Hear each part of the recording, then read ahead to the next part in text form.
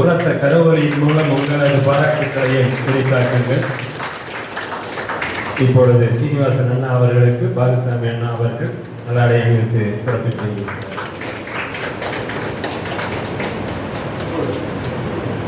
நன்றி. இப்பொழுது படித்த சிந்தையில் வார்த்த மொழிகளை பற்றி திரு சீனிவாசன் அண்ணா அவர்கள்.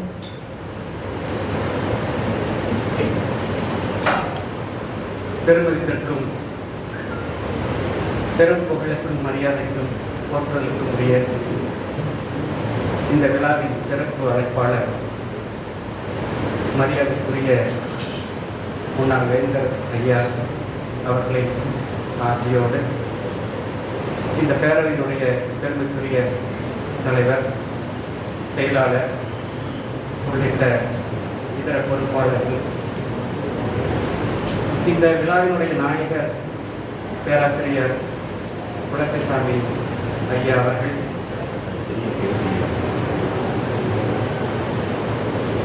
இன்னும் தமிழ் சான்றோர்கள், தமிழ் புலவர்கள், பேரறிஞர்கள் உள்ளிட்ட இந்த அவைக்கு எனது முதற்கண் வணக்கங்கள்.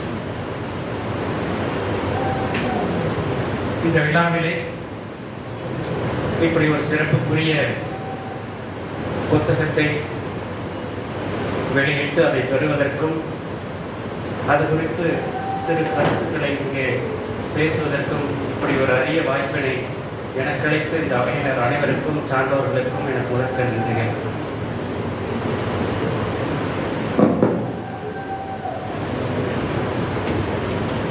பேராசிரியர் குலப்பசாமி ஐயா அவர்கள் 50 ஆண்டு காலத்திற்கு மேலாக சிறப்பாக கல்வி பணியும் நிர்வாக பணியும் புரிந்து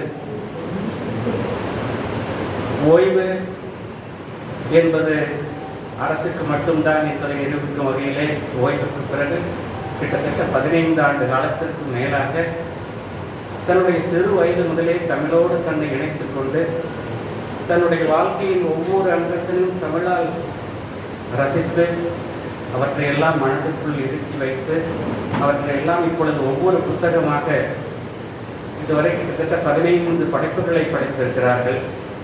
அப்படி ஒரு படைப்புகளை எல்லாரும் படைத்த படைப்புகளில் ஒரு சிறந்த படைப்பு என்பதே என்னுடைய முதலாவது கருத்து. படித்த சிந்தையில் வார்த்த மொழிகள் என்ற இந்த கவிதை தொகுப்பு, இது மரபு கவிதையோ அல்லது மற்ற இலக்கண கவிதையோ எப்படி பெயர் சூட்டினாலும் சரி, இது அவருடைய அனுபவ கவிதை என்பதையே என்னுடைய கருத்தாகும். தன்னுடைய வாழ்க்கையினுடைய சிறிய காலம் தொட்டு பேராசிரியர் ஐயா குறிப்பிட்டது போல் அவர் கடந்து வந்த ஒவ்வொரு பாதையும் கவிதையாக்கி இங்கே அழகாக கொடுத்திருக்கிறார்கள். இத்தொகுப்பில் 2 பாகங்கள். முதல் பாகத்திலே வழிபாடு கடவுளர், அவதார மூர்த்திகள், பேராளுமைகள், சமுதாய சூழல், இயற்கை மாசுரல், தாய்மொழியின் நிலை ஆகிய பொருண்மைகளில் மிகவும் அழகான 29 கவிதை தொகுப்புகள்.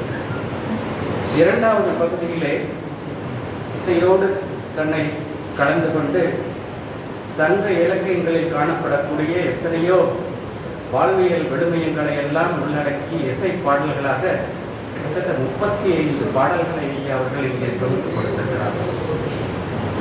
இதற்கிடையே ஒரு 50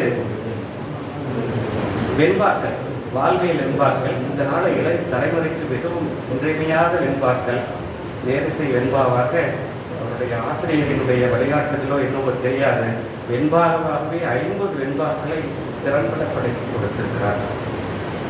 இங்கே முதலிலே புத்தகத்துக்கே உரிய மரியாதையோடு பெருமதிக்குரிய பேராசிரியர் பெருமக்களுடைய ஆசியுரை, வாழ்த்துக்கள் ஆகியவற்றோடு தொடங்கும் பேராசிரியர் ஐங்கரனை யானை முகத்தோனை தொழுது அதற்கு பிறகு இந்த கொங்கு நாட்டிற்கே உரிய சிறப்போடு தன் குலதெய்வத்தை முதலாக வழிபடுகிறார். பெரிய நாகி தாயை குலதெய்வத்தை போற்றி கும்பிடுவதெல்லாம் நலமொழிந்த கொங்கில் நடப்பாம், வலம் சென்று வந்தால் அறியலாம் நந்தாய் வழிபாட்டை முந்தையோர் கண்ட முறை என்று குலதெய்வத்தை வழிபட்டு பிறகு சிவபெருமானை வழிபடச் செல்கிறார். அங்கே சந்தமும் எதிரையும் மோனையும் கொஞ்சம் விளையாடுகின்றன. அரசியல் விருத்தங்களாக கல்லீசர் காலங்கடந்தும் கதிர்துயர்ந்து நிற்கின்ற கைலாயம் விட்டேகி மல்லீசர் என்னும் பெயரால் மலைக்கோயில் கொண்டிருக்கும் மாண்ட புகழ் மண்டிய நல்லீசர் நமையாளும் நாயகன் நலன்களெல்லாம் நல்குமந்த நால்வர் தமிழ் சொல்லீசர் சுற்றமென சுற்றாரார் எல்லாரும் சரணடையும் எம்மீசர் என்று கல்லீசர் மல்லீசர் நல்லீசர் சொல்லீசர் எம்மீசர் என்று சொற்களை விளையாடி இருக்கிறார். அதற்கடுத்து சிவனுக்கு அடுத்தது சக்தி. உலகெல்லாம் உன்னதாய் ஆக்கியே ஆளும் ஒப்பிலா புல்வயல் ஊரின் நாயகி அழகிலாய் இந்த பேரண்டம் வேதிய ஆற்றல் அனைத்தும் உன்னதே என்றோ என்று விரிந்து பாராட்டுகிறார். அடுத்ததாக தமிழ் மொழிக்கு வருகிறார். பூ உலகில் மாநிலர்கள் தோன்றிய போதிருந்து நாளினில் ஏறிவிட்ட நற்றமிழே மெய்விளங்கு பேசும் மொழிபடவும் பெற்றெடுத்த தாய்நேயே பேசுறவே வாழ்க செழிக்க என்று தொடங்கும் அவர் பல்வேறு பாடல்களை பாடி வயதனில் மூத்தாலும் பாடா வனப்பால் இயல்பாய் இளமையுடையால் பயிலும் பழமை நலத்தால் புதுமை பொழிவால் அறிவிலால் எந்தமிழ் தாய் என்று பெருமை கொள்கிறார். அடுத்தது சாய்பாபா சாய்நாதாவுக்காக வெண்பார்கள். அல்லவை தேய்ந்தே அறமேற்கும் சாயறுத்த நல்லறி பற்றி நடந்திட்டால் தொல்லுலகில் சோர்வேதுமின்றி சுடர்கின்ற ஆர்வத்தில் சீர்பெற்று வாழ்வோம் சிறந்து என்று தொடர்கிறார். இப்படி ஒவ்வொரு பாவாக அடுத்ததாக அமுதமா மொழியுரைத்த குரு ராமகிருஷ்ண பரமஹம்சரை பற்றி எழுசீர் விருத்தத்தில் சொல்லுகிறார். தந்தையும் தாயும் அருள் சுரக்கின்ற தனிப்பெரும் கருணை முகிலே சிந்தை மேலிய குரு ராமகிருஷ்ணாவோ சிற்றுயிர் குற்ற துணையே பந்த வாசத்தால் கட்டுண்ட மானிடர் பற்றினை அறுத்து வாழ அத்தமிழ் மாக்காடி அன்னையின் அருணால் அமுதமா மொழியுரைத்தீர் என்று ராமகிருஷ்ணனை பற்றி பாடும் அவர் அடுத்து சாரதா அம்மாளை பற்றி பேசுகிறார். பூயனைத்தும் ஆளுகின்ற சகன்மாதேவியானது புனித உருவான தேவி தவ வலிமை யாழும் இருள் நீக்கி தோன்றிட்ட குருதேவ ராமகிருஷ்ணர் அவதார மேன்மையின் சரிவாதியாகிய அன்புரு சாரதாம்பா பவதாரிணியின் அருட்பயனாய் வந்து எமக்கு பக்தி ஊட்டும் தேவி என்று புகழ்ந்திருக்கிறார். அடுத்ததாக விவேகானந்தருக்கு வருகிறார். எத்தனை அருமையான கருத்துக்கள் இந்த இளைஞர்களுக்கு பழமை சலக்கை அழைக்கும் எரிமலை என்கிறார். இளைய பாரதத்தின் எழுச்சி உழைக்களம் என்ன வார்த்தைகள். இளைஞர் உள்ளத்தில் ஊற்றெடுக்க ஆற்றல் ஊற்றெடுக்க எழுமின் எய்தும் குறிக்கோள் எட்டும் வரையில் ஓயாது உழைவின் என திட்டமாய் உரைத்த கடல் தீபம் என்கிறார். இப்படி விவேகானந்தரை பற்றி பல்வேறு நல்ல கருத்துக்களை எடுத்திருக்கும் பெருமான் அடுத்ததாக காந்தி மகானை இலக்கியங்களோடு ஒப்பிட்டு தன்னுடைய கருத்தையும் அதில் ஏற்றி அவருடைய வாழ்வியலோடு ஒன்றி வெளியிடுகிறார். 9 நாளில் உடுப்பவை 2 என்று நம் முன்னோர் சொன்னதே ஆகும்.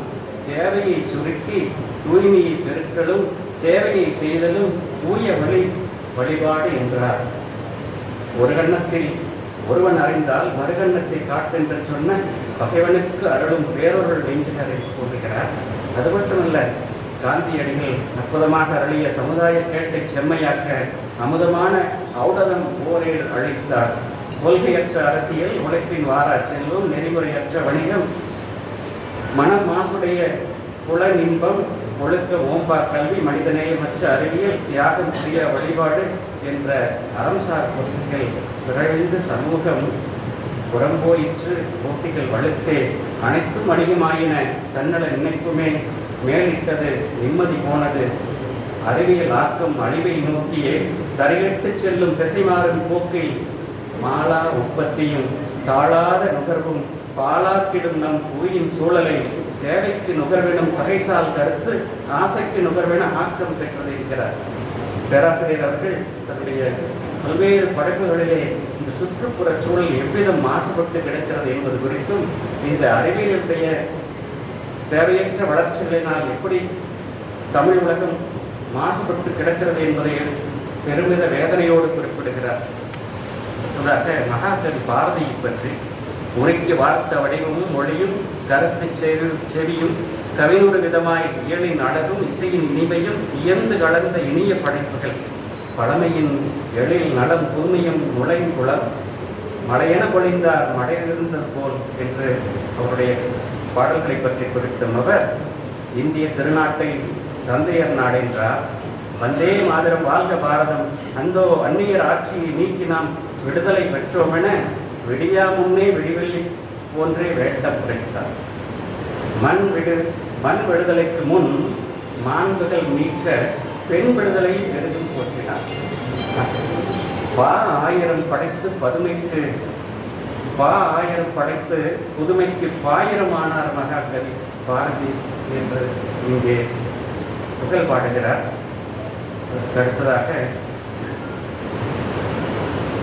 பெரியோர்கள் அவினாசி லிங்கம் ஐயா அவர்களை பற்றியும் அழகான வரிகளிலே புகழ் பாடுகிறார். தவ வாழ்க்கை வாழ்ந்து அவமின்றி முயன்று தகைசால் கல்வி சாலை அமைத்து மாண்புறு கல்வி மாணவர் கழித்து ஆண்மையும் வீரமும் ஆண்ட கொள்கையும் தேசமும் தெய்வமும் தெளிவுறு சிந்தையால் நேசித்து நேர்பட வாழ்ந்தேன் எம்மையா என்று பெருமை கொள்ளும் ஐயா நிம்மதியாய் நிலைத்து நும்புகள் பாடுவது இறைவாமை சிறப்பால் பணத்தால் வருவதென்று அறத்தால் பயன் கருதா பணியால் எனும் வேத வாக்கியத்தை மெய்ப்பித்தீர் சாதனை செம்மல் எங்கள் ஐயாவே என்று பாராட்டுகிறார்.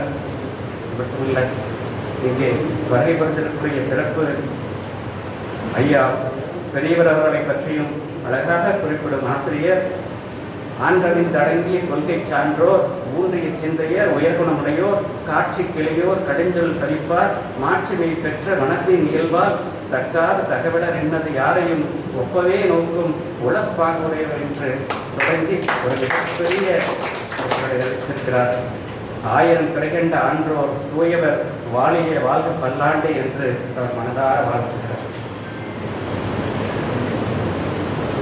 பேராசிரியர் அவர்கள் குறிப்பிட்டதை போல தன்னுடைய தந்தை தாய் குடும்பத்தினர் தன் வழியிலே வந்தவர்கள் அத்துணை பேரையும் மிகவும் அழகாக தன்னுடைய மனக்கண்ணிலே இருந்த எண்ணங்களை எல்லாம் வெளிப்படுத்தி இருக்கிறார். தந்தையை பற்றி குறிப்பிடும் தமையன் இதைவிட பெருமை வேறென்ன இருக்க முடியும் என்பதை நாமே புரிந்து கொள்ள முடியும். நாளேர் உழவர் எனினும் ஓரேர் தானே நடத்தும் தகைமையுடையோர். உழைக்க பிறந்த ஒருவர் குடியை தலைக்க செய்து திண்மையாளர். வேளாண்மை எனும் தாளாச்சிறப்பை தாளாண்மை எனும் தகைமையால் காத்தார். இடும்பைக்கே உடம்பை கொள்கலனாக்கினார். குடும்பத்தை உயர்த்திடும் கொள்கை பிடிப்பார். முன்னேற்றம் காணும் முனைப்பால் முன்னவன் என்னை கல்வியில் காண்பதிக்க வைத்தார். மாந்தருள் மாணிக்க மாணவர் எந்த ஏட்டில் எழுதப்படாமல் எங்கும் நாட்டில் அறியப்படாத நல்லோரு 10ஓடு 11ஆய் வாழ்ந்திட்டான் என் அத்தானம் என்று தன்னுடைய தந்தையை புகழும் அவர் பேராசிரியர் அவர்கள் குறிப்பிட்டதை போல எனக்கு மறுபிறவி வேண்டும், மறுபிறவி எடுத்து திரும்ப வந்து தன்னுடைய தந்தை தாய் உள்ளிட்ட குடும்பத்தினர் அனைவருக்கும் பணி செய்திட வேண்டும் என்பதை பெருமையாக இந்நாளை குறிப்பிடுகிறார். சங்க காலத்து செவ்விய வாழ்வியல் அனைத்தையும் சேர்த்து ஒன்றாக்கி இங்கே அருமையான அமுதமாக கொடுத்திருக்கிறார்கள். வாழ்வியல் என்பது வாழையடியாக வந்து கால் கொண்ட கருத்தை நெறியாக கொள்ளல் என்று இலக்கணத்தோடு ஆரம்பிக்கும் அவர் யாதும் ஊரே யாவரும் கேளிர் தீரும் நன்றும் பிறகுறவாரா இல்லாமையே நிலைத்து நிற்பது நன்றி விளைவதும் தீதோடு வரும் பொருளும் இன்பமும் அறவழிபடுவோம் என்று சொல்வது மட்டுமல்ல, நன்னெறியில் இருந்தும் கைத்தொகையில் இருந்தும் அவர்கள் நிறைய வாழ்வியல் செவிய மொழிகளை எடுத்து இயம்பியிருக்கிறார்கள். ஆற்றுதல் என்பது வளர்ந்தவர் உதவுதல், கூற்றுதல் என்பது உணர்ந்தாரை பிரியாமை, பண்பெடப்படுவது பாடலின் தொழுகுதல், அன்பெடப்படுவது தன்களை செறாமை, அறிவெனப்படுவது பேதையர் சொல் தோன்றல், செறிவெனப்படுவது கூறியது மறாமை, நெறியெனப்படுவது மறைவரர் அறியாமை என்று மிக அழகாக எத்தனையோ வாழ்வியல் இலக்கியங்களை எல்லாம் எளிதாக கவிதை நடையிலே தெல்ல தெளிவாக இங்கே குறிப்பிடுகிறார்கள். இது மட்டுமல்ல, தமிழ் காக்க ஒவ்வொரு இளைஞனுக்கும் மறைவுகள் விடுக்கிறார். பேராசிரியர்கள் எல்லாம் குறிப்பிட்டது போல, தலைவர் குறிப்பிட்டதை போல, தமிழ் திருநாட்டில் தமிழ் எங்கே என தேடினால் நமக்கெல்லாம் வேதனைத்தான். அமிழ்தினும் இனிதான அன்னை மொழி இன்று அடைந்திட்ட அவலத்தை அறிகிறோம். உலக துணை வினை சமைத்திட என்பது அறிவார்ந்த செயலும். அதாவது உமி கடந்த சாதத்தை சமைத்திட்டால் அது எப்படி இருக்கும் என்பது போல கலப்பிடத்திற்காக இலக்கணம் வகுக்கிறார். இமையிரு கண்களை காத்திடக் போலவே எப்பொழுதும் தமிழானி மொழி காப்பாய் என்று சூளுரைக்கிறார். ஊடகத்தூடெல்லாம் மிகுதியாய் நாம் காணும் உரைத்திட ஒன்னா மொழி சிதைவு. நாடகத்தில் நன்னும் திரைப்படத்தில் நாட்டின் நடப்புகளில் எல்லாம் ஆங்கில சொற்கள். ஏடுகள் இணைத்த எழுத்துக்கள் யாவிலும் ஏற்றிட இயலா அயற்சொற்கள் பாடலில் உரைநடை பாங்கினில் இயல்பாய் பரவிட்ட நெஞ்சான் மொழி கலப்பு என்று மொழி கலப்பு குறித்து வேதனைப்படுகிறார். பிறகு எத்தனையோ பாடல்கள் வைத்து சுயநல வேட்கை என்று இந்த காலத்திலே மலிந்து கிடக்கக்கூடிய சில வேண்டாத செயல்களை எல்லாம் பண்புகளை எல்லாம் நோக்கும் கால் அவற்றை எல்லாம் நொந்து கொடுக்கிறார். தேசப்பிதா காந்தி, பண்டித நேருவும், மேதை அம்பேத்கர் மற்றும் தேச பற்றாளர்கள் தெளிந்து கடந்து சேர்த்துருவாக்கி அரசமைப்பை மாசற்ற கேண்மையால் மக்கள் பங்கேற்பால் மாண்புறச் செய்யலாம். மாறாக காசு கடுமையாகியே கேடு உறும் வெய்ய சுயநல வேட்கை என்று அவர் எடுத்து சொல்லுகிறார். சீரான கல்வி அதற்கென்ன வழி? சீரான கல்வியும் சேராத நெறியும் தேர்ந்த செயல்திறன் பெற்றோரும் நேரிய சிந்தையால் கூறிய நோக்கால் நெறி வழி நிற்கும் நல்லோரும் ஓரணியாகவே ஒன்றாய் திரண்டு உறுதியாய் காய்ந்த சுய நலத்தின் வேரினை கடைந்து வீசிடுவோம், அறவழி விளங்கும் சமுதாயம் சமைத்திடுவோம் என்று இளைஞ சமுதாயத்திற்கு சொல்லுங்கள். அடுத்ததாக எனக்கு மிகவும் பிடித்த பாடல் முல்லை நில நினைவுகள். அவருடைய இளமை காலத்திலே இருந்து முல்லை நிலத்திலே அனைத்து கருப்பொருட்களோடும் அவர் வாழ்ந்து கழித்த இளமை காலத்தை முழுவதுமாக குறிப்பிட்டு, அத்தனையும் சொன்னால் நிறைய நேரம் கிடைக்கும், அழகாக குறிப்பிட்டு இறுதியாக ஒரு ஏக்கத்தோடு முடிக்கிறார். அப்படி ஒரு காலம் திரும்ப வராதா என்று சிலது இந்த இடத்திலே நான் காலம் கருதி குறிப்பிட வருகிறேன். கொங்கு நாட்டின் தென் கங்கில் அமைந்த மங்கா புகழ் மார்க்கண்டபுரத்தின் மைந்தன் செய்யோன் உதிக்கு முன் சேவலின் போக்குரல், கையில் களைப்புத்தை எடுத்தோர் கூக்குரல், கமலை நீரேற்றும் கிணத்தடி அமலை அமரிடத் தன்னதாய் ஆடு மாட்டரவம், உழவின் குழுமுனை உதித்த மண்மணம், தொழுகும் தழுவிய சாணத்தின் தனிமணம், கம்பும் சோளமும் கேழ்வரகும் அதுவும் அப்பொன் அணைய திணையும் சாமியும் அருஞ்சுவை கொண்ட சிறுதானியங்கள் களத்து மேட்டில் விளைச்சலின் பயனாய் அடர்ந்து கட்டி அடுக்கிய மூட்டைகள், அரிசி சோறென்ன சிறிய தும்பைப்பூ அரிய மூலிகை ஒத்த ஆவரம்பூ, வேலையில் படர்ந்த செங்காந்தற்பூ, காலில் முழுதைக்கும் நெருஞ்சியின் கவின்பூ, எருக்கும் பூவும் எல்வின் பூவும் கருநீல ஊமத்தம் பூவும் அரியவும் இனியவும் ஆன கனிகள் உரியவை முல்லை நிலத்துக்கு இயல்பாய், காக்கை குருவி கிளிகள் புறாக்கள் மூக்கு நீண்ட நாரை வெண்போக்கு குருவி மைனா குயில் செம்போத்து பருந்து காடை ஆந்தை கூகை பட்டு நிகழ்ந்த பட்டாம்பூச்சிகள், கடுவிட பாம்புகள் எதிரிக்கீரிகள் உடும்புகள் முயல்கள் ஓனான் பச்சோந்திகள், மழை பெய்த மறுநாள் அலையாது வந்த குழுவிசை தவளைகள், மழை பெய்த மறுநாள் அலையாது வந்த குழுவிசை தவளைகள், கூட்டமாய் ஈசல்கள் எண்ணரும் இணைத்த வண்ண பல்லுயிர் கண்ணு கிணிய கவிஞரு காட்சிய என்று தொடர்ந்து வரும் அவர் ஓரிடத்திலே இப்படிப்பட்ட நிலைமை மாற்றம் என்ன கண்டிருக்கிறது என்பது குறித்து சொல்லுகிறார்.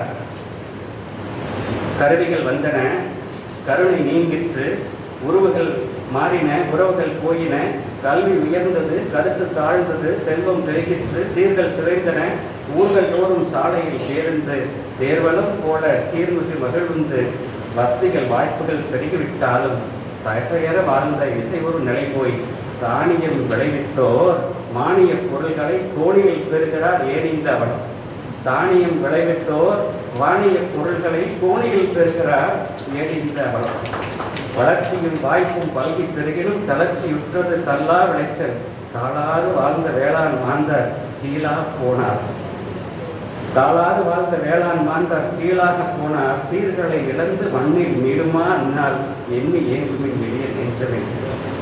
இவ்வளவு அருமையான விஷயங்கள். இதுபோல நிறைய படைப்புகள் கொரோனாவை பற்றி சொல்லுகின்ற பொழுது, கொரோனா வந்ததற்கு எத்தனையோ அறிவியல் காரணங்களை உலகம் சொல்லுகிறது. ஆனால் கவிஞரின் பார்வையில் நம் சுற்றுச்சூழல் நாம் மாசுபடுத்தி விட்டோமே, அதுவே காரணமா என்று பெரிய வினா எழுப்புகிறார்.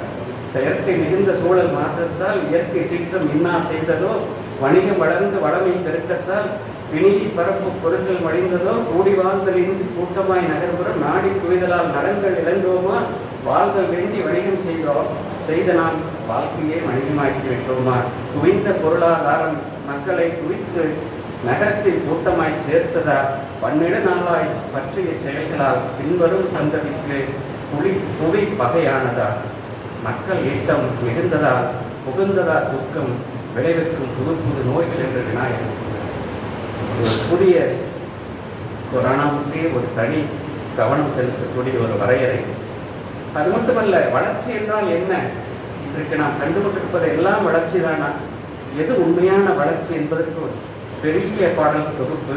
விளையும் பெயர்கள் வளர்ந்திட செயற்கை வலிமையில் செய்திட்ட உரங்கள் வேளாண் எப்படி கெட்டு போனது என்பதற்கு, களைகள் நீக்கிடும் நச்சுக்கொல்லிகள் கெடுக்கும் மண்ணின் தன்மையை, களைகள் இலைகள் தாள்கள் மற்றும் தக்கணல் இயற்கை உரங்கள் விளையிலா விளைச்சல்களை பெருக்கிடும் வழியென விழிப்புரை செய்தல் வேண்டும் என்று இயற்கை உரத்தை தாண்டி செல்வதற்காக வேளாண் பெருமக்களுக்கு ஒரு இங்கே அறிவுரை வழங்கும் அவர் நிரவல் மாந்தர்களை சாடுகிறார். நிரவல் மாந்தர்களை சாடுகிறார். இரவல் சிந்தையை ஏற்றுக்கொண்டால் இருப்புக்கில்லை ஓரடையாளம், பரந்த உலக உள்ள பான்மைகள் இன்றியே பதுங்கி வாழ்வதால் பயனேதுமில்லை, உரத்த உள்ளமும் உறுதியும் இல்லெனின் புகார் கருத்தே நம் கருத்தாகும், நிரவல் மாந்தரின் சமரச போக்கு நிரடலாய் நிற்கும் சமூக வெளியில் என்று அவர்களை சாடுகிறார். அது மட்டுமில்லை, அவருடைய கனவு தேசத்தை பற்றியும், எப்படி இந்தியா இருக்க வேண்டும், இந்த நாடு இருக்க வேண்டும் என்பது பற்றியும் நிறைய கவிதைகளை இங்கே கொண்டு வருகிறார். இந்திய நன்னாடு ஏற்றம் பெற வேண்டும், நத்தமிழ் நாட்டில் நலன்கள் மிக வேண்டும், பார் சிறுத்து பல நாட்டில் வாழ்வோரை எல்லாம் ஆரம்பங்களை கற்கொண்டு அருந்தமிழ் கற்க வேண்டும் என்கிறார். ஆக நிறைய கவிதைகள். அது மட்டுமல்ல, இந்த அறிவியலை பற்றியும் அவர் நிறைய வினாக்களை எல்லாம் சிந்தைக்குரிய வினாக்களாக கேள்விகளை கேட்டிருக்கிறார். அவை எல்லாம் இளைஞர்களை மிகவும் சிந்திக்க வேண்டியவை. இப்படி முதல் பாகத்திலே இறுதியிலே வாழ்வியல் வெண்பாக்களாக கிட்டத்தட்ட 50 வெண்பாக்களை படித்திருக்கிறார். எப்படி வாழலாம், எப்படியும் வாழலாம் என்றெண்ணி எத்தகைய செப்படி வித்தைகள் செய்தாலும் ஒப்பில் ஒருவன் உனை நோக்குகிறான், உன் செயல்கள் யாவும் திப்பமுறை செய்யும் அவன் தீர்ப்பு என்று எத்தனை சில இடங்களிலே எச்சரிக்கையும் இருக்கிறார். இப்படி பல்வேறு விதமான நிலையாமையை பற்றி பாதாளம் எட்டு பணத்தின் வலிமை என வேதாளம் சொல்வது வேதமல்ல, தீதாக ஈட்டிய பொன்பொருள் இக்கோவில் எப்பொழுதுமே நீட்டியே நில்லாத நிலைக்கு என்று கொண்டு வருகிறார். ஆக காலம் கருதி நிறைய பாடல்களை நான் விட்டு போட்டிருக்கிறது. அதற்காக இசை பாடல்கள், அந்த இசையோடு கிட்டத்தட்ட 35 பாடல்களை படித்திருக்கிறார். ஒரு நிமிடங்கள் கேட்க முடிந்தால் ஒரே ஒரு பாடலை மட்டும் இசை வாங்கிய வழியாக சில வரிகள் மட்டும்.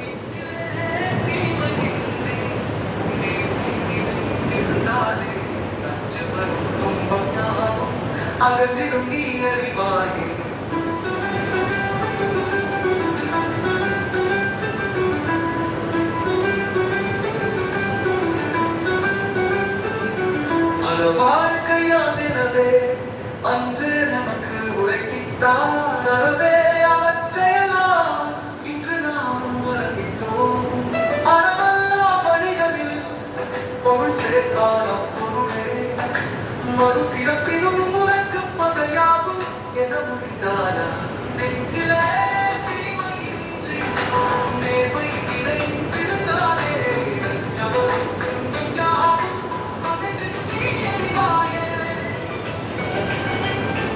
ஆக இப்படியாக 35 பாடல்கள். இதனால் சற்று நேரம் அதிகமெடுத்திருந்தால் மன்னிக்கவும். காரணம், உள்ளே சென்றால் ஒவ்வொரு கவிதைகளுக்கும் வெளியே வரவே முடியவில்லை. அளவுக்கு மிகப்பெரிய படைப்பு, உன்னதமான படைப்பு. என் சிறு அனுபவத்திலே எனக்கு இப்படி ஒரு வாய்ப்பினை கொடுத்தமைக்காக கலைஞர் அனைவருக்கும் நன்றி கூறி விடைபெறுவதை மதிப்புகிறேன். வணக்கம்.